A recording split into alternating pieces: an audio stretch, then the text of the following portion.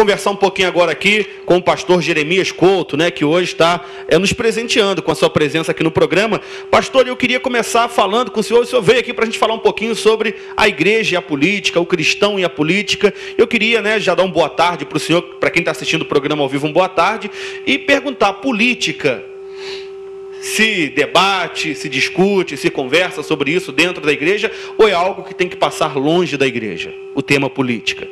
Muito obrigado, meu caro Alberto Miguel. Também cumprimento aos telespectadores do programa e também a nossa cantora, o nosso músico, pelo privilégio de participar com você e com todos deste programa Líder em Audiência. E certamente a sua pergunta é muito oportuna, porque, na minha visão, política se discute.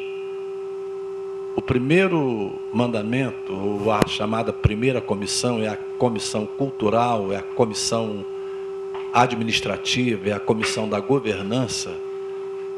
Ela foi dada quando Deus criou o mundo, quando Deus criou o homem, e disse que eles deveriam dominar sobre a terra, deveria administrar a terra, deveria exercer governo sobre a terra.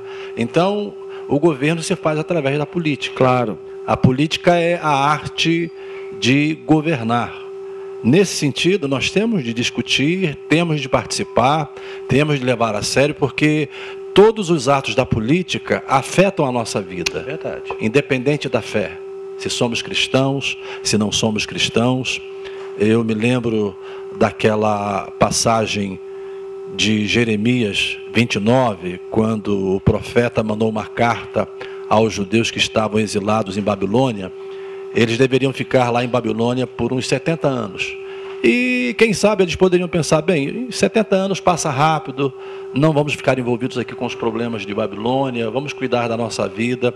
Mas Jeremias foi muito enfático, dizendo aos judeus que eles deveriam construir, deveriam constituir famílias, deveriam construir pomares, deveriam procurar a paz da cidade. E esse procurar a paz da cidade significa se envolver com a vida da cidade, porque se a cidade tiver paz, todos teremos paz, inclusive os cristãos. Ou seja, então é um assunto que interessa a igreja, que interessa aos cristãos. Nós somos cidadãos e precisamos discutir o tema. Agora, pastor, a gente tem aqui uma telespectadora ao vivo, eu já vou deixar uma pergunta para o senhor responder logo após essa participação. Nesse momento em que a política está tão desacreditada, né? Nesse momento em que a política, tudo que se fala de política, se fala também de corrupção e tudo mais, onde as pessoas já desacreditaram na política, como que se ouvir a participação dos cristãos diante disso? Né? Por exemplo, temos lá o Marco Feliciano, que é o presidente da Comissão dos Direitos Humanos, temos vários deputados evangélicos e tudo mais. Então fica essa pergunta aí para o senhor responder daqui a pouquinho. E aí, já tem a resposta? Vamos lá.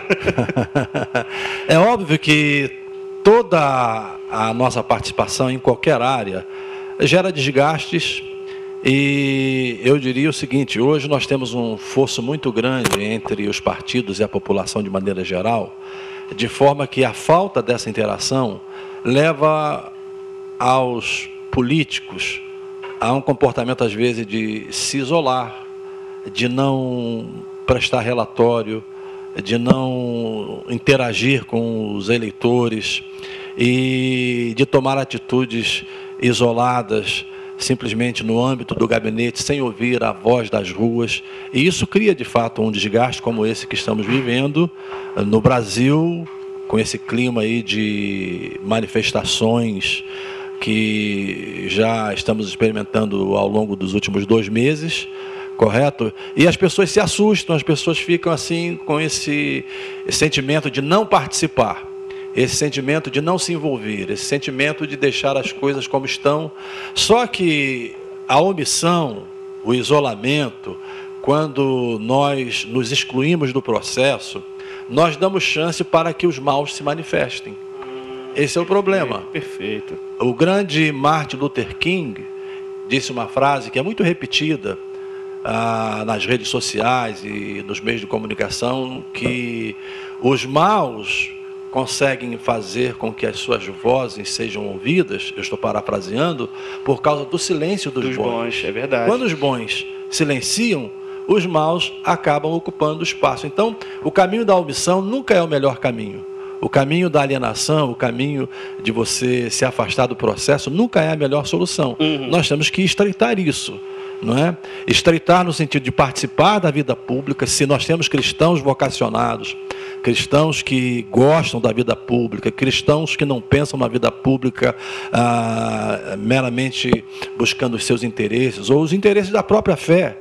A fé não existe para ser instrumentalizada em favor da fé. Ela existe para ser instrumentalizada em favor do povo, em favor da sociedade. Então, qualquer político cristão precisa ter essa visão de ir para a vida pública, para a Assembleia Legislativa, para a Câmara dos Deputados, para o Senado, ou para a Câmara de Vereadores, ou como gestor da coisa pública, como prefeito, governador ou presidente, tem que ir com essa visão de instrumentalizar a fé em favor da sociedade. E a população evangélica, cristã, de modo geral, precisa entender isso, compreender isso e entender uma palavra que Jesus mencionou na oração sacerdotal. Ele disse ao Pai: Pai, eu não te peço que os tires do mundo, mas que os livres do mal. Então, o nosso palco é aqui. É verdade. Estamos aqui, temos de viver aqui e refletir a fé aqui aonde estamos vivendo. É verdade. Vou voltar a falar aqui com o meu amigo pastor Jeremias Couto. Pastor, voltando a falar da questão igreja e política, eu queria perguntar ao senhor o seguinte nesse momento, né? Como que o senhor avalia os evangélicos de Teresópolis que se representam na política? Por exemplo, hoje a gente tem o Serginho Pimentel, que é vereador na cidade de Teresópolis e é evangélico, né? O senhor que tem acompanhado a política de perto, já, se não quiser citar nomes e tudo mais, fica à vontade. Tivemos no último mandato, antes desse que estamos tendo agora, o Cleiton Valentim, que foi vereador e também tentou aí a cadeira de prefeito. Tivemos um prefeito, Jorge Mário, né, que passou pela cidade de Teresópolis e passou muito mal, diga-se de passagem, acabou, segundo a minha opinião, não representando bem, né, a cidade de Teresópolis. Como que o senhor, que tem um trabalho dentro da política e tudo mais, avalia os evangélicos dentro da política em Teresópolis? Fazem um bom trabalho? Meu querido Alberto Miguel, eu diria o seguinte: acho que vai desligar, pastor. Acho que agora melhorou, não melhorou? Agora está na bênção. Está na bênção. Eu diria o seguinte: eles podem fazer melhor do que fazem, e você citou pelo menos um nome desses aí, que não dá nem para discutir. Não é? Infelizmente, o prefeito Jorge Mário representou muito mal os evangélicos na sua postura administrativa, na sua postura enquanto cristão, enquanto político, e eu creio que não cabe nem discutir isso aqui, mas eu diria que ele não é, ou os políticos da estirpe do Jorge Mário, do perfil do Jorge Mário, não representam o perfil dos evangélicos de maneira geral. Agora, a minha palavra em relação aos políticos de Teresópolis, e isso vale para todos os políticos do Brasil que são cristãos, é que eles não podem estar na política sob o manto denominacional. Ou seja, eles não estão lá para representar os interesses da sua igreja, eles não estão lá para representar os interesses da sua denominação, eles estão lá para representar os interesses da cidade, de maneira geral, e, como eu disse agora há pouco, instrumentalizarem a fé em favor da cidade, em favor do Estado, em favor do país. No caso dos vereadores, eles estão trabalhando, são legisladores, e eles legislam em favor da cidade. Então, essa é a palavra que eu daria ao Serginho Pimentel, que é meu amigo particular, e se há, porventura, algum outro vereador evangélico nesta legislatura, eu creio que eles têm de pensar na cidade, têm de pensar no povo, nas necessidades do povo, o que é que o povo precisa, e não estar ali, como infelizmente há uma inversão de valores em alguns casos, em que muitos dos nossos irmãos procuram um político evangélico pensando nos benefícios que ele possa trazer para a igreja, que ele possa trazer para a denominação. Não é dessa forma.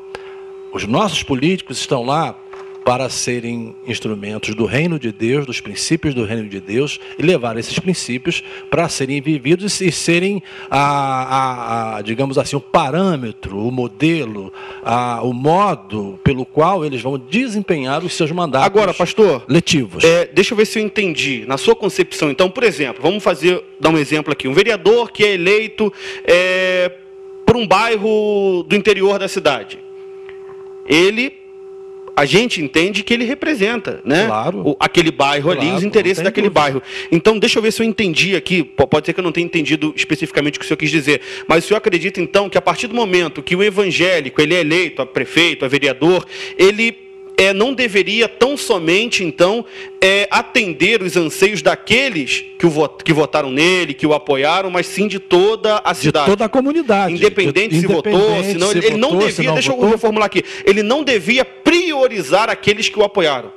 Veja que bem, votaram como esse vereador evangélico, cristão, ele não recebeu voto só dos evangélicos. E ele não recebeu voto para representar os evangélicos. Ele recebeu votos para exercer um mandato em favor da sociedade. Perfeito. Esse é o princípio.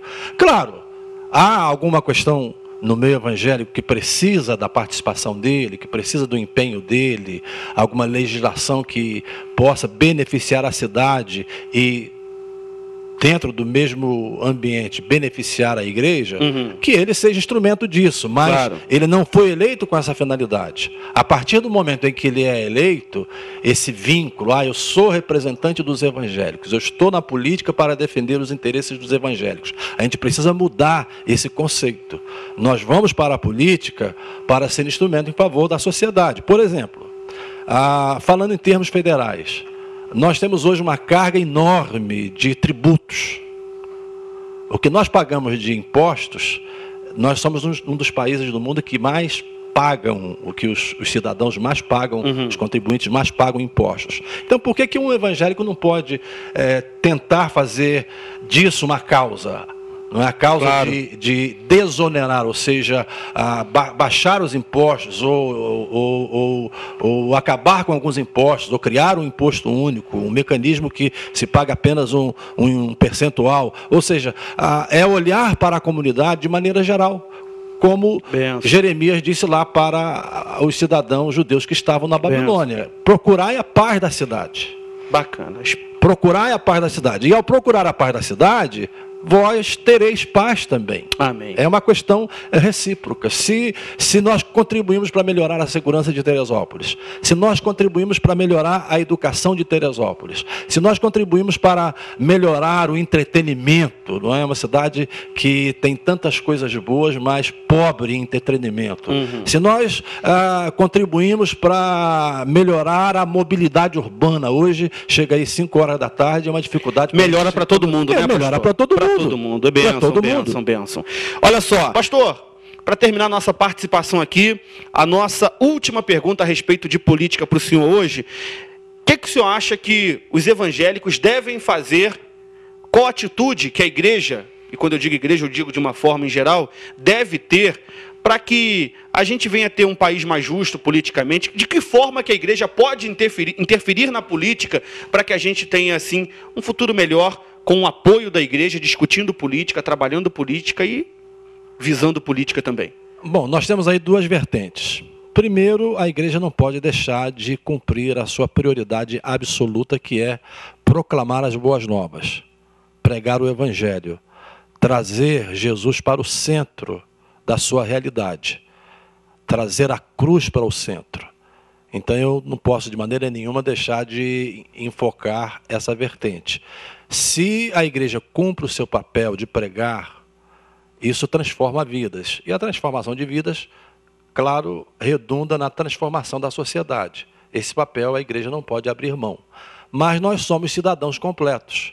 Então a outra vertente é que a igreja não deixe de debater o tema e que a igreja não deixe de estimular as vocações políticas que ela tem no seu meio. Não no sentido de representá-la institucionalmente como igreja, mas para que esses cidadãos chamados, vocacionados, e que possam desenvolver a vida pública, seja através do mandato eletivo, seja, por exemplo, no judiciário, seja em qualquer outra atividade pública, não é só o mandato eletivo, não é através das eleições, não é só através da política. Nós precisamos, na área educacional, de professores, diretores e gente preparada, gente especializada. A igreja precisa olhar para esse lado com carinho, com interesse e estimular essas vocações, porque na ausência delas, como eu dizia agora há pouco, é que aparecem os nocivos, não é? Os que se vestem às vezes de crentes. Não são, claro que nós não podemos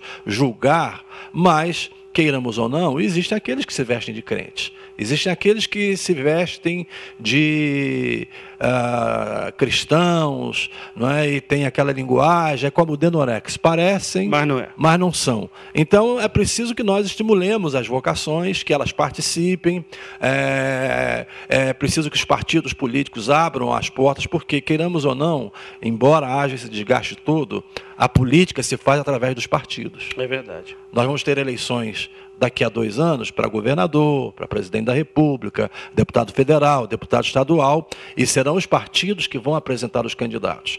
Então, não basta só a gente fazer as manifestações como estamos vendo aí. Elas são legítimas, mas essas manifestações precisam refletir nas urnas, através dos partidos, e aqueles vocacionados devem procurar os partidos para ali, através dessa ferramenta, exercer a política e os bons princípios da fé, os bons princípios do reino de Deus no âmbito da política, seja municipal, seja estadual, seja nacional. Benção. Pastor, eu queria agradecer a sua presença aqui no nosso programa.